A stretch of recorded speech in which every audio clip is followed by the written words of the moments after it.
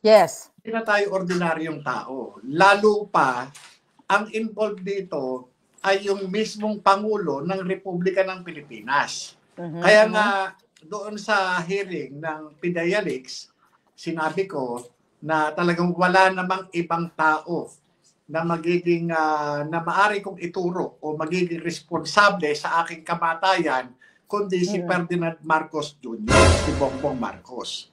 Ganon din yung kanyang asawa, ganon din yung kanyang pinsan ni si Martin Romualdez.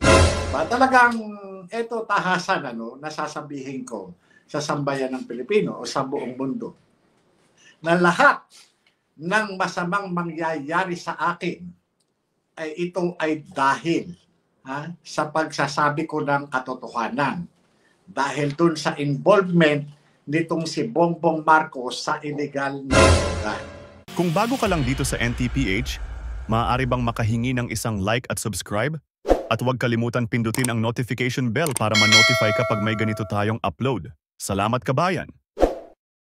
Mabuhay ang Pilipinas, mabuhay ang mga palanggang matatapang at talaga namang na isa sa buhay ang pagiging makabayan. Ayan, kaya wag na natin patagalin.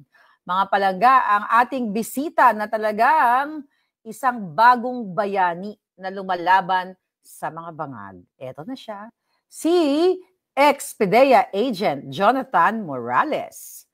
Ayan na, ang aking kaibigan, hindi tuloy, ex-PDEA agent, JM, our agent ng bayan, Jonathan Morales. Sir, kumusta ka na?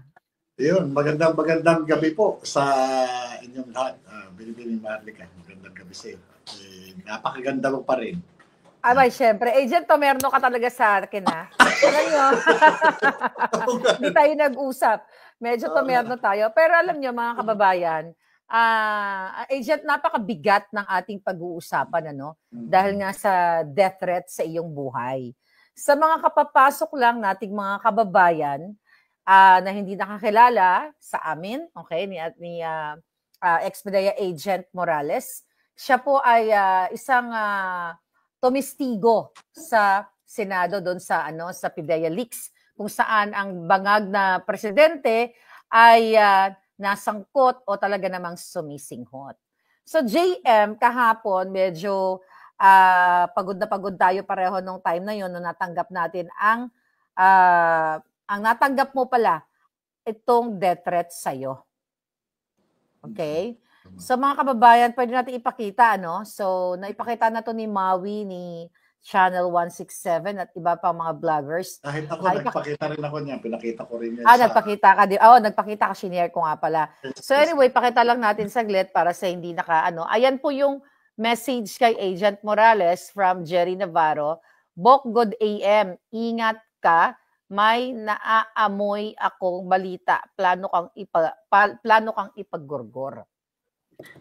Unang-una, JM, sino itong si Jerry Navarro na nagbigay sa iyo ng information na may naaamoy siyang ipaggurgor ka?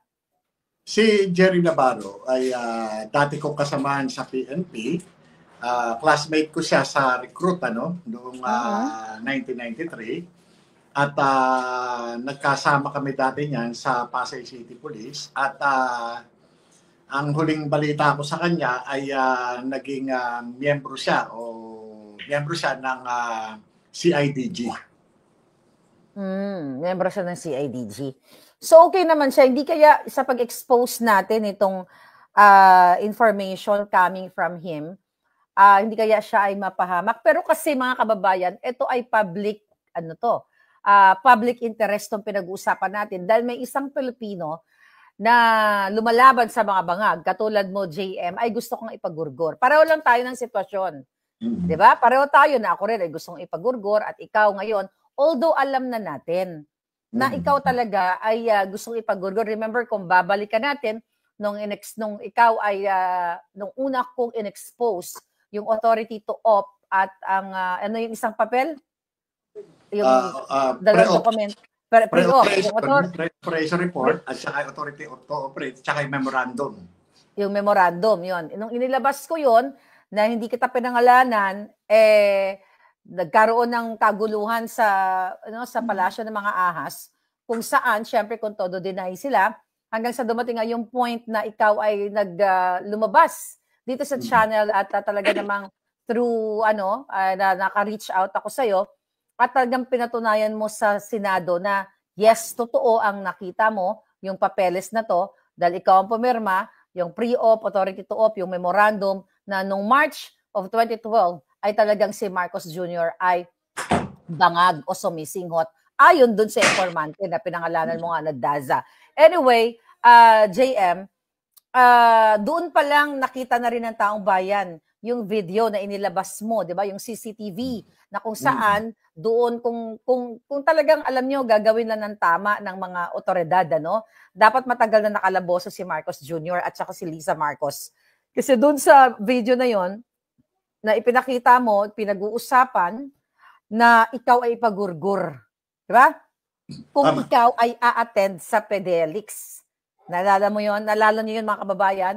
At kung hindi ka kung sakaling ikaw ay pumayag sa kagustuhan ng mga bangag, ay bibigyan ka ng pagpipilian ka, pwedeng loan better, pwede ka papuntahin sa Amerika, i-facilitate nila yung visa and everything, pero nanindigan ka bilang isang totoong bayani na nakikipaglaban. At doon, babalikan lang natin mga kababayan, sa video na yon sinabi nung yung taong yon sa video na kinukumbinsi, kinukumbinsi ni sino ngayon si Picoy, right? Picoy, si Romy. Si Romy Enriquez. Romy Enriquez, na sinasabing kausapin ka kasi kung hindi ka papayag or something, pwede kang magurgur sa pamamagitan ng pwedeng daanin nila sa aksidente o kung ano pa man o nagkasakit ka bigla, so yung mga ganon. So noon pa lang, JM, talagang may gurgur, na yon, may gurgur threat na sa'yo. Okay? Balikan natin to JM, nung simula nung lumabas ka, anong buwan yun, nung una ka lumabas? Mayo yun, di ba? April. So, bago mag-Senate investigation ng April 30. Okay, tama, April. Okay. Nung April na yun, JM, ikaw ba ay nakakaramdam ka ng mga pagsunod sa'yo? Maliban doon sa nakita ng buong bayan, na talagang nabanggit ang pangalan ni Lisa Marcos at ni James Kumar doon, di ba? Na silang dalawa ang player, according to that video. So, nung simula April hanggang bago itong dumating, itong text sa'yo na may naaamoy, nakaramdam ka ba na may mga sumusunod sa'yo noon? Mula April hanggang sa dumating itong death threat message. Sa katunayan, talagang consistent, At sa akin naman, ang nasa isip ko, dahil nga since na itinuturing tayong kalaban na ng gobyernong Marcos, kaya naging normal na sa akin na ako ay subject ng surveillance. Hindi lang ng PNP, pati ng AFP, pati ng iba pang ibang intelligence unit ng gobyerno. Kaya yun yung ko naman Kaya sa akin naman, dahil malinis naman yung konsensya ko at wala naman akong ginagawang paglabag sa batas, wala. Normal lang yung buhay ko. Normal lang. So nung natanggap mo itong death threat nga galing sa iyong dating kasamang pulis, ano yung una mong naramdaman at anong pumasok sa isipan mo na mga pwede mong gawin nung natanggap mo itong mensaheng ito? Nung matanggap ko yan, Pasko Oh my God. Talagang regalo, Regalo talaga ng mga demonyo. Kaya sabi ko, nung makita ko, hindi ko siya, hanggang ngayon, hindi ko ino-open, itong message. Kung makikita nyo, talagang meron pang talaga, Hindi ko siya ino-open, pero makikita mo na agad na nandun yung substance, Yeah. At ito ay pahiwatig, na ikaw ay nakatakdang patayin. Sapagkat, naamoy yung balita at ako ay ipagugurgor. Kaya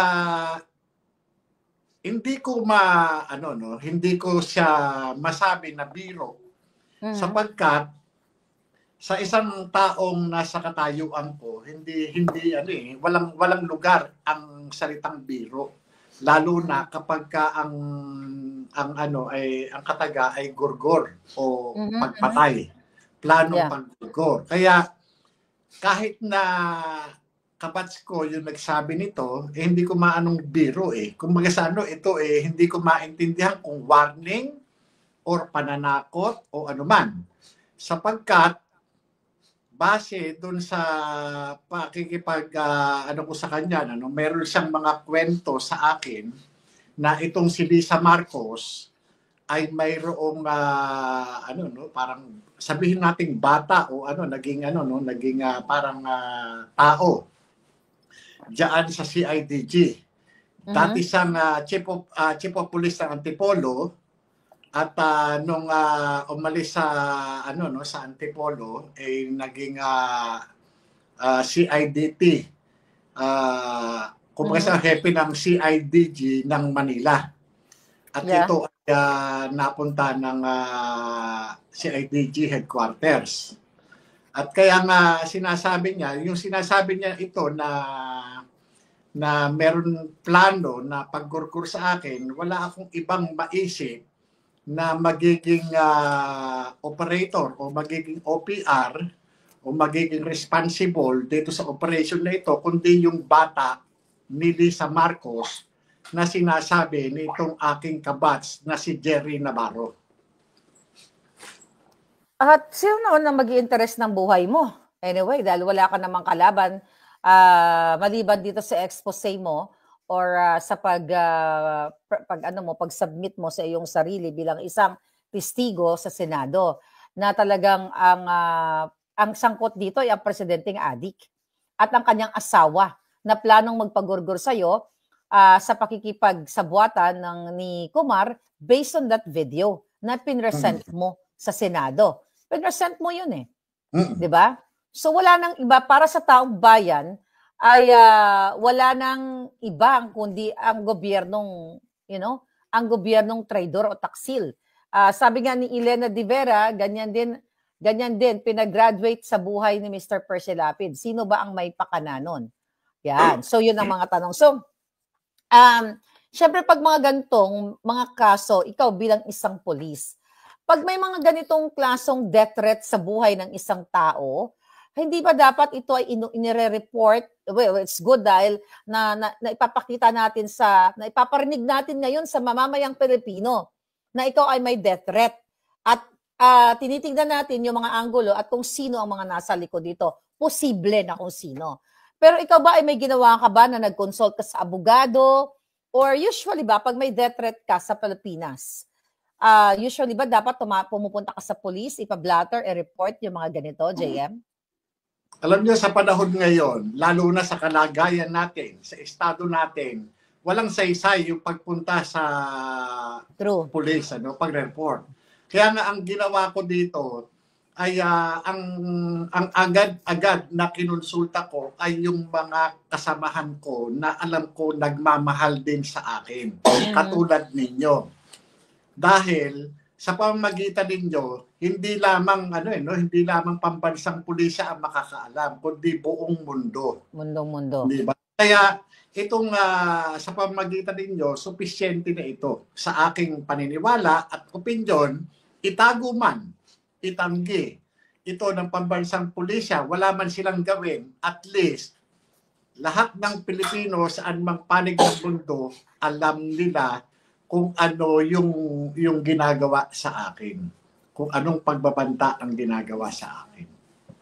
Alam mo, JM, alam naman ng taong bayan kasi even nung ikaw ay tumistigo sa PIDEA Leaks Senate hearing, hindi ka binigyan ng proteksyon ng iyong dating institusyon na pinagsilbihan, yung PNP.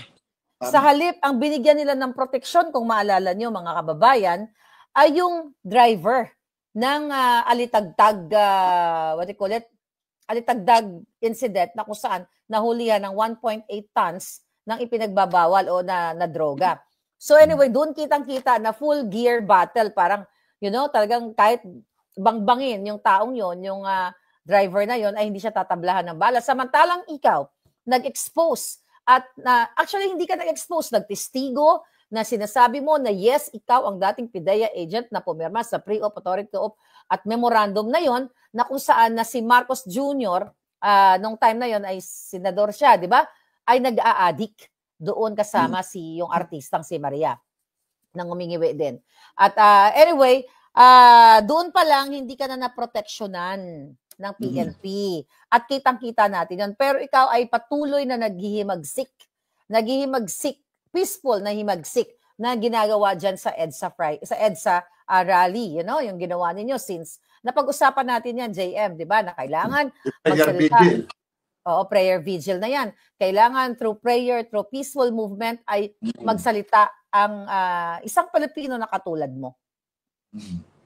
So, di ba dapat ang CHR, Commission on Human Rights, ito yung mga tao dapat umaalalay sa atin, sa isang mamamayang Pilipino na kapag siya ay nasa bingid ng ganyang mga threat.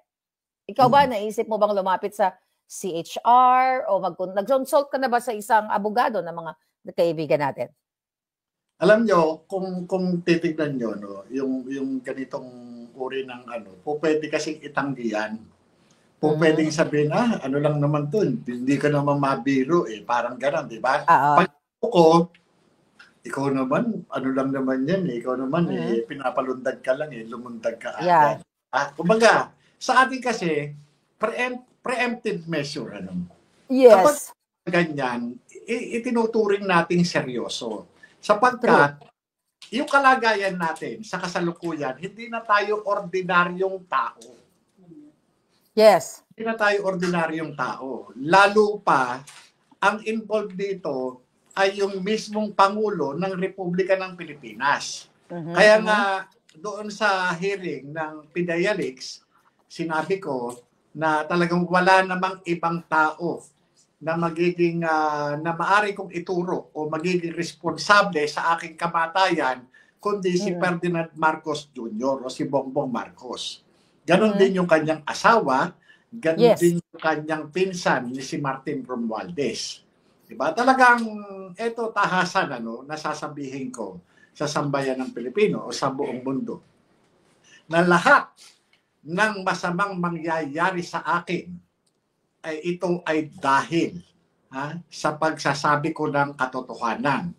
Dahil dun sa involvement nitong si Bongbong Marcos sa illegal na droga. Yun lang po yun wala nang iba Dahil dun lamang po nakatali ang aking personal na kaalaman magmula nang mahawakan ko yung isinusumbong ng confidential informant noong 2012. Yes. Yun nga, mga kababayan, at hindi naman lingid sa kalaman ninyo na pare-pareho tayong nararanasan ngayon. Sa akin, ikaw may kaso kinasuhan din. Ako may kaso din, Pilipinas at Amerika, kasi gusto tayong patahimikin. Alam mo, JM, ngayon parating na ang anibersaryo ni Dr. Jose Rizal ngayong December 30. Magsi-celebrate na naman tayo ng sinasabi nating ang bayani ng Pilipinas na nag-aklas sa pamamagitan ng kanyang panulat sa kanyang mga libro, 'di ba? At nagnais ng kapayapaan at kalayaan ng nating mga Pilipino mula sa pananakop nung panahong 'yon, 'di ba? Babalikan natin yung history. Wala yang pinagkaiba sa iyo sa akin 'di ba? Na si Rizal ay pumunta sa Espanya, nag-aral, nagpakadulubhasa, ginamit ang pahayagang La Solidaridad para ipahayag ang kanyang galit, ang kanyang pagkadismaya sa ginagawa sa atin ng mga banyaga.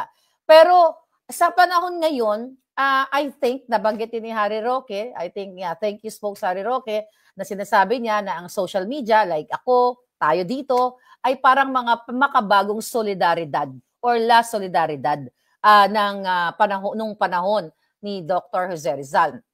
Nakakalungkot kasi even before lumalaban na yung mga Pilipino na katulad ni Rizal para makamtan yung kapayapaan, kaalwanan at makatakas sa kahirapan o pang-aapi ng mga Pilipino nung panahon na yun sa banyaga. Sa status naman natin ngayon, sa panahon natin ngayon, ang pinaglalaban natin para makalaya tayo sa mga bangag at mga kawatan. Tama. 'Di ba? So nakakalungkot dahil nga yung mga katulad mo, okay, katulad ko, na patuloy na nagsasalita, nagpapahiwatig sa taong bayan na ito ang ginagawa sa atin ng mga taksil na namumuno sa Malacanang, na mga adik, ay pilit tayong ginagawa ng paraan para magurgur. At yan din, yan nga ang nangyayari ngayon sa'yo. Anong masasabi mo dito sa mga nakaraang panahon at sa mga makabagong panahon na ngayon ay sangkot tayo dito sa makabagong panahon na gusto nating mabago at patuloy na makamtan yung kalayaan talaga ng Pilipinas sa mga mapang-api? Alam mo, ang masakit dito, noon kasi, banyaga ang kalaban natin eh. Ngayon, mismo kapwa Pilipino natin na mistulang mga linta at mga hidhid na sumisipsip ng mga dugo ng mga maralitang Pilipino. Yeah. Ang masakit dito, kumbaga sa halip na na tulungan tayo, pagkalooban tayo ng sapat na proteksyon para sa sa pamumuhay natin, sila pa mismo yung mga pangunahing tao na siyang nagpapahirap sa sambayan ng Pilipino. Kung titingnan mo ito kung oobserbahan natin itong death threat na nangyari sa atin na naipaskil na sa social media at libo-libo na ang narating sa buong mundo. Pero hanggang sa ngayon walang pagkilos ang pambansang pulisya. Wala ring pagkilos ang National Bureau of Investigation para magkaroon sila ng motu proprio investigation para malaman, totoo ba to? Patawag, nag-send ng text na ito. Bakit ganito yung nilalaman ng text mo? Sino ang nagsabi sa iyo? Di ba? Dito pa lamang ipinakikita ng pamahalaang Marcos na walang kwenta at walang halaga sa kanila ang kapakanan ng isang ordinaryong Juan de la Cruz. Wala ka namang kwenta hindi ba? Pero kapag ang involved, katulad ni Inday Sara, na merong kulatilya doon sa kanyang sinasabi na kapag may mangyari sa kanya, pagka siya'y pinatay, di ba? Patayin nyo rin. Tignan nyo, kara-karaka agad na nagsasagawa na investigasyon ang National Bureau of Investigation. Di ba? Tignan nyo yung nangyayari ngayon. Wala di ba? Wala talagang tayong aasahan dito sa gobyernong ito, partikular sa PNP, sa NBI, o kahit saan bang investigating units sa panahon ni Bongbong Marcos, sapagkat mukhang mayroong gag order sila o utos na huwag kayong gagawa ng anumang hakbang na makakabuti sa kalaban ng gobyerno. That's true. No, actually, siguro, ang sinasabi natin, tinuturing nila tayong kalaban. Pero hindi tayo kalaban Sila ang kalaban ng gobyerno. Tama? Correct lang kita doon. Kasi pag sinabi kasi natin kalaban ng gobyerno, ito yung mabuti ang ginagawa ng gobyerno, tapos tayo ay sinisira natin ang gobyerno. Pero hindi tayo sumisira, JM. Sila ang sumisira sa atin lahat. Katulad ng binanggit mo na nung nagbigay ng testamento si Inday Sara, na kapag may gumurgur sa kanya ay may nakausap na siyang gurgurin yung dalawa, yung tatlong yon.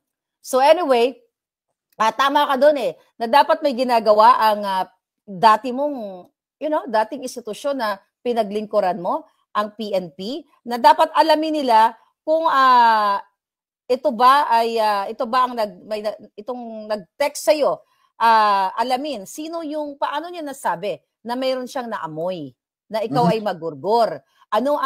Sino to mga taong nagsabi sa kanya o naamoy niya o kung ano man, at ano ang way, ano ang pamamaraan kung paano ka gurgurin. Sasagasaan ka ba? Bibitayin ka ba?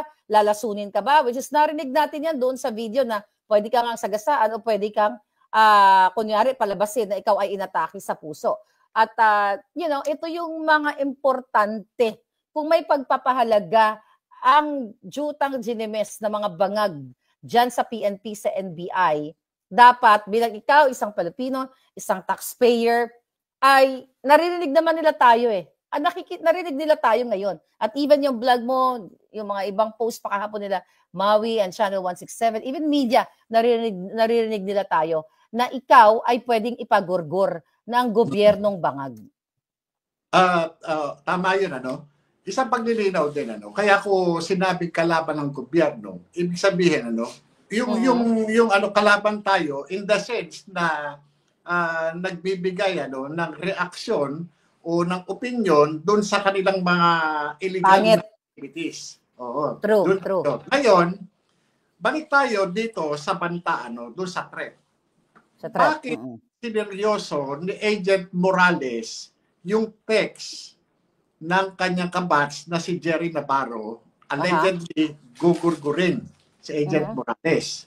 Sapagkat si Agent Morales ay alam ang kapasidad, ang kapabilidad nitong aking kabats, ganun din nung kanyang mga ikinukwento at sinasabi niya na maaari na utusan nitong si Lisa Marcos. Alam ko yung kapasidad nila, alam ko yung kakayahan nila, at alam ko kung ano-ano at sino-sino ang mga itinumba nila. Kaya yan, alam ko na meron silang kapabilidad.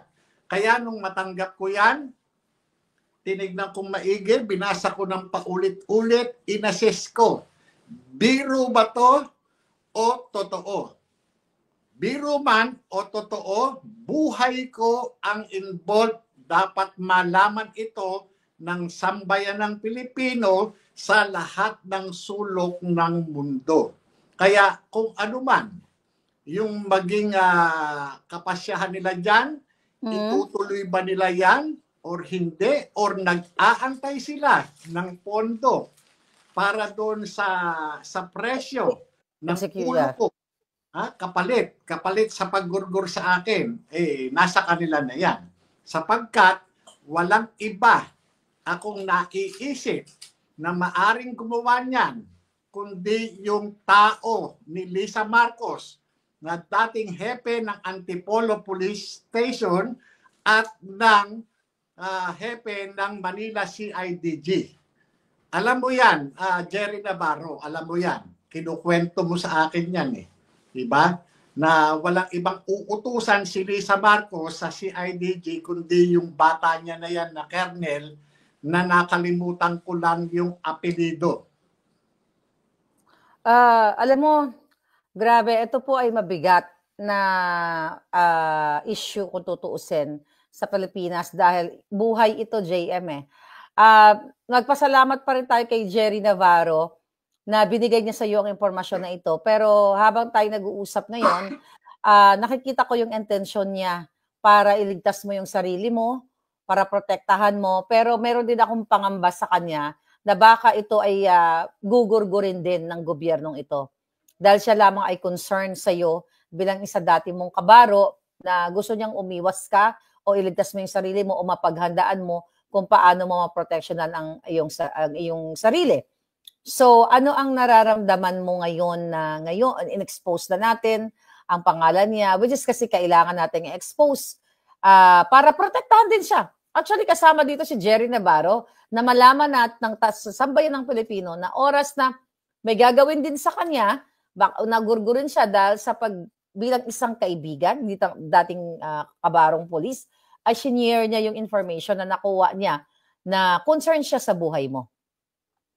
Kaya nga sa akin kung ito man biro o totoo, manindigan ka bilang isang alagad ng batas, dapat tumatayo ka sa katwiran, hindi nagtatakip ng kasinungalingan o nagtatakip ng mga illegal activities ng mga naka-uniforme. Tama. Yes, Sir Jerry Navarro, kung naririnig mo. Kaya nga dapat talaga manindigan at talagang kailangan magkaroon kayo ng tapang at lakas ng loob katulad ng ginagawa ko, kinagawa mo, JM, na even kapalit ay ang subukan nila tayong ginigipit, pero tayo ay naninindigan, lumalaban tayo. Hindi lang ito para sa sarili natin, kundi para sa mga milyon-milyong mga kababayan natin at ang mga nanonood sa atin ngayon na makalaya nga tayo sa kamay ng mga bangag. So, sobra-sobra na. Nakikita na ninyo lahat, magsimula dito sa pagnanakaw, paglalapastangan nila ng ating budget na ngayon, hanggang ngayon, pinag-aaralan pa raw ni Bangag, yung ating national budget na yan, na punong-puno ng korupsyon. And now, ito, lahat ng mga kritiko ay pinapatahimik nila, katulad na lamang ni Colonel Grijaldo na ninakaw nila ang karapatan na makapiling ang kanyang mga pamilya, which is ikinulong nila dahil lamang nanindigan. Katulad mo, si Colonel Grijaldo ay nanindigan nung kanyang isiniwalat etong yung mga huwadkom na yan, napilit siyang pinapaayon o pinapapirma sa mga dokumento o sa mga bagay na hindi naman totoo. So, the same thing with the PIDEA head na si Wilkins Villanueva. Wala itong pinagkakaiba JM, yung mga nangyayari sa atin. So, ano ang plano mo ngayon na, nahubaran na natin, nakita natin, ano ang gusto mong maabot dito sa laman natin na gusto kang ipagurgor? Ipakita ng PNP, mismong hanay nila, linisin nila. Ipakita nila na sila ay sincero sa pagbibigay ng proteksyon sa taong bayan. Pakita nila. Involved, police, ipakita nila. Magsagawa sila ng investigasyon. Patunayan nila na hindi totoo yan. Yung text na yan. Patunayan nila. Sapagkat ang pinag-uusapan dito, buhay. Buhay ang pinag-uusapan. Kapag kayan merong ganyan, hindi naman komiko yung tao na yan, operator yung kabats ko na yan eh. Hindi naman mapupunta ng CIDG. Tanga yan. Diba? Hindi naman, kaya yung mga ganyang mga mensahe, hindi biro yan. Sapagkat, tao yung gugurgurin. At ano yung ginawang kasalanan? Diba? Hindi nila maikahon, hindi nila kasuhan dahil wala naman ginagawa. Ano gagawin? Papatayin na lang? Diba? Sa utos ni Lisa Marcos, ikaw Lisa Marcos, tigilan mo na yan. Tigilan mo Di bali, mapapalayas na natin yan. Mapapalayas na yan ng taong bayan. Balikan natin, JM, kung isa ating mga kababayan, remember yung Zoom meeting, kung saan nagsalta nga si Inday, patungkol sa kanyang death threat din, na may gustong gumurgor sa kanya. Tapos andoon ako, andoon si Maui, kung nandoon ka, at iba pang mga vloggers, pinasupina ng NBI para imbestigahan. Nalala mo yon, JM? Pinasupina yung mga taong nandoon sa Zoom meeting na nakikinig lamang at nagtanong kay Inday Sara during that meeting na wala namang ginawa. Pero itong taong ito, si Jerry Navarro at ikaw, more on Jerry Navarro, dapat ay imbestigahan din. Hindi dahil para usigin siya, kundi para proteksyonan siya at proteksyonan ka. Kung ito ba sa Jerry Navarro ay ito ba ay tinext niya sa'yo dahil nagbiro lang siya o trip-trip niya lang? Dahil seryoso nga ito buhay nga ito ng tao. Aba, kaya nga yung mga ganyan, kung yan biro-biruan, trip-trip lang, tigilan. Hindi nakakabuti, lalo na sa sa nangyayari dito sa ating bansa. At hindi ako naniniwala na biro yan. Hindi ako naniniwala na biro yan. Sapagkat kapag ka nakaamoy ng mga balitang ganyan na umiikot doon sa kanyang unit, hindi naman siguro galing sa Army yung balita na yan. Hindi rin siguro galing sa Navy o sa Air Force. Siyempre, hindi rin galing sa Boy Scout yan o kung saan bang front, di ba? Siyempre, saan siya galing? Saan siya saan siya naka-attach, saan siya, di ba, sa CIDG. Di ba? At doon sa mga kinukwento niya, na yung may inuutusan itong Lisa Marcos diyan sa CIDG. Ha? At ito yung tao na tinutukoy ko. At kaya wala akong ibang naiisip na uutusan ay kundi yung tao niya diyan sa CIDG. Alam mo, mapapabwa ka ng ina ka talaga dito sa hayop na Lisa Marcos na ito. No? Yan talaga ang punot dulo. Kasi isa ka, nakikita nila tayo, sinusubaybayan nila tayo. I don't know kung natatandaan mo, yung mga vloggers po, may kanya-kanyang computer yan dyan sila sa kanilang hidden surveillance room nila na kung saan binabantayan ang bawat pananalita natin dito, ang bawat expose natin dito, JM, ikaw at iba pang mga vloggers ay nakamonitor sa bangag. Okay, sa bangag room o bangag, yung bangag na administrasyon na ito. So, sabi ko nga kanina, itong mensahe sa iyo, more on concern sa iyo. Itong si Mr. Jerry Navarro, concern siya sa iyo. Ngayon, my question is, bilang isang pulis, ikaw, sasabihin ko sa iyo, balikan natin na nandoon ka pa. Nag-report ako sa iyo, Mr. Pidea Agent Morales o Colonel, kunyari, Agent Jonathan Morales, ako po si Maharlika, ay may banta po yung buhay ko, ito, ganito, yada. Tapos, ano ang gagawin mo bilang isang pulis? Ano ang initial reaction o proseso? I-record ko yan and i-verify ko yung veracity ng report. Okay. I-verify ko yung existence ng report at yung katotohanan ng report na yan. I-verify. Gagawa talaga ako, gagawa ng aksyon para at least ma-preempt yung pagkitil ng buhay. Trabaho yan ang alagad ng batas eh. Trabaho yan ang alagad ng batas eh. Kaya hindi na kinakailangan pa ng kung anumang recitatus na pagka may ganyan, lalo na involved yung ang kapulisan, dapat yan mabilis sila sa ganyan. Alamin kagad nila, hoy, halika rito, Navarro. Ano itong sinasabi mo na ito? Kanino mo narinig to? Sino nagsabi sa iyo? Hindi naman po pwede sa walis mo lang narinig yan o sa rep. Diba? O guni-guni mo. Ganyan. Hindi po pwede. Ang isang pulis, nakapasa sa neuro. Kaya hindi po pwede maniwala yan sa sabi-sabi. At saka may mga trainings yan. Hindi ka pwedeng magbibigay ng mga ganyan. Tama. Na basta na lang o chismis lang. Tama. At yun na nga. So, let's say for example, JM, na imbestigahan mo na at nakita mo nga yung veracity o na mayroong katotohanan ang death threat na pinadala ng isang concerned citizen like si Jerry Navarro. Ano ang next na gagawin ng isang police? Mag-file ng kaso. Okay. Once ma-validate mo, ma-verify mo. No? Kasi kasama yan, pag-iimbita mo, pagkuha mo ng mga salaysay, makakagather ka ng ebidensya, magpapile ka ng kaso. Kapag sa tingin mo, sufisyente, no? May laman yung tinipa mo o yung na-acquire mo mga ebidensya.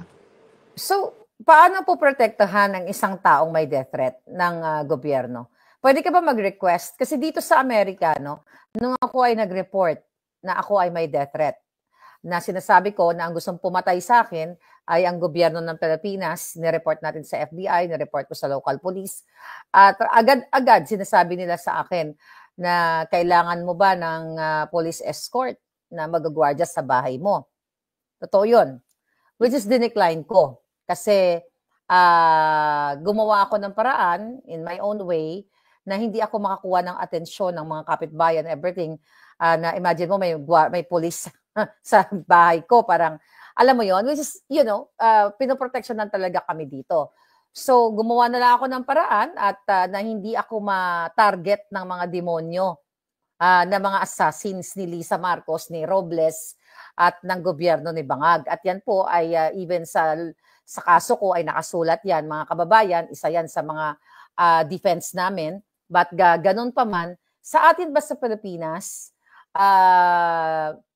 kapag ang tao ay nasa nasa ganitong sitwasyon, mayroon ba tayong karapatan na manghingi ng police escort, bantayan ka, bantayan yung bahay mo dahil any moment pwede kang sugurin ng mga alagad ni Lisa Tanas? May mga ganun ba? Meron naman po. Kaya lang, sa experience ko, personal experience, wala po. Alam naman ng Senado, alam naman ng gobyerno na ako ay talagang may banta sa buhay. Pero mismong Senado, pinagkaitan ako ng sapat na seguridad. Ang PNP, na nandoon din sa hearing, pinagkaitan din po ako. Sumulat kami kay sa chairman ng Public Order and Dangerous Drugs para doon sa sapat na proteksyon. Wala din pong nangyari. Kanino ka sumulat, JM? Senator Bato. Senator Bato, di ba? So, magitan ni Atty. Bato. Kailan yun ba yun during the hearing or right after the hearing? During the hearing, I remember that. Okay. At napanood naman nila na talagang sinasabi ni Picoy, papatayin yan. Alam mo naman, papatayin yan. Diba? Oo. Yun, dahil nga, hindi natin alam. Kaya nga, saan pa tayo lalapit? Ano pa ang aasahan natin dito? Diba? Ano pa ang aasahan natin? Doon lang nga lang sa mismo kakampi, na tinuturing natin kakampi, na lumapit tayo, na pagkaitan pa tayo ng nararapat na proteksyon. Diba? Wala na. Wala na talaga. Sa mga kampon ng kadiliman at kasamaan. Diba? Yun na lang tayo doon sa mga kakampi na lang eh. Yun yung nakakalungkot. Kasi, nakakalungkot kasi, na chairman si Senator Bato, wala talaga nagawang proteksyon. Yun talaga yung nakakalungkot sa bayan na ito. Kaya, sabi ko nga kanina, ang history natin bilang isang Pilipino ay paulit-ulit lamang na ang tunay na taksil ay ang kapwa mo Pilipino. Di ba? Hindi naman talaga banyaga, hindi naman talaga mga banyaga ang tunay na kalaban natin na mga Pilipino, kundi ang mga kapwa natin mismo Pilipino na pilit na nakikipagsabuatan para ipapatay, ipagurgur ang mga katulad nating mga whistleblowers. Kaya nga Kaya ito lang ano ang kasiguruhan ng isang ordinaryong Pilipino kapag ka nasadlak sa kapareho nating sitwasyon? Ano ang aasahan nila? Ano ang aasahan nila? Gaano katibay yung bato? Masasandigan ba talaga? O papasaling ng taong bayan yung klase ng bato na yan? Magiging bagaang ba ang buhay ng ordinaryong Pilipino? Kapag ka inasahan natin yung mga ganyang klaseng namumuno sa bayan natin. Ito na lang, sa sitwasyon ngayon, ano yung ginawa nila? Ako'y lumalakad. Ginagawa ko normal ang buhay ko. Kahit pinamamahayan ng takot at pangamba ang aking sambahayan. Hanggat maaari ayaw na akong payagan ng pamilya kong lumabas. Pero anong gagawin ko? Alam, magkulong ka. Ito ang buhay ko. Paano ako magtatrabaho? Paano ko sila itataguyod? Kung maliligo ako ng takot. Wala, di ba? Nasaan ang mga abogado? Nasaan yung mga nangangako ng mga abogado? Nasaan sila? Puro salita. Nasaan ang mga proteksyon? Wala. Puro lang sila mga wala puro lang sila mga panlabas lamang, puro mga event na kunwari ay concern sa taong bayan. Nasaan ang Public Attorney's Office? Nasaan ang CHR? Nasaan? Wala na pong batas at wala na pong hustisya na sinusunod ang mga namumuno sa atin dahil sila mismo ay nangunguna dito sa mga pagplanong paggurgur sa amin. Ulit-ulit kong sinasabi dito, JM, sa aking channel. Kung ako ay magurgur, wala pong iba. Ang nagplano ng paggurgur sa akin, si Marcos Jr., si Lisa Marcos, at ang mga kasabwat niya. Sabi ko, kasabwat si Robles dyan, dahil yan, kasabwat si Babes Romualdez, na ambassador dito sa Amerika dahil sabi ko nga, paulit-ulit ko, yan ay according to my source na ito ay permado ng kanyang sworn statement na pinlano nila ang buhay ko para ipagurgor nila. The same na ginagawa sa'yo na gusto tayong ipagurgor. The same na ginagawa sa inyo dyan sa EDSA Friday Group, na katulad na lamang ng pagtanim ng kaso kay Channel 167, kay Nelson, di ba? Pagigipit dito kay Princess Maui at may mga pangyayari na, na mga pagigipit sa atin lahat. Pero pilit tayong lumalaban. Kaya nga sabi ko nga, JM, in memory of Dr. Jose Rizal, na lumaban dahil palapit na naman ang ating selebrasyon at magbibigay na naman ang mga motherhood statement ang ating mga politiko at di bangag. O na tayo mga Pilipino, tayo ay buhayin natin ang pinagbalalaban ni Rizal bilang isang mga bayani, Diba? Puro na naman kadyotahan ang kanyang mga statement. Pero ang totoo, sila ang tunay na taksil, sila ang tunay na traidor sa atin, sa ating mga mamamayang Pilipino, at gusto nila tayong talagang ipagurgor. Tama. So,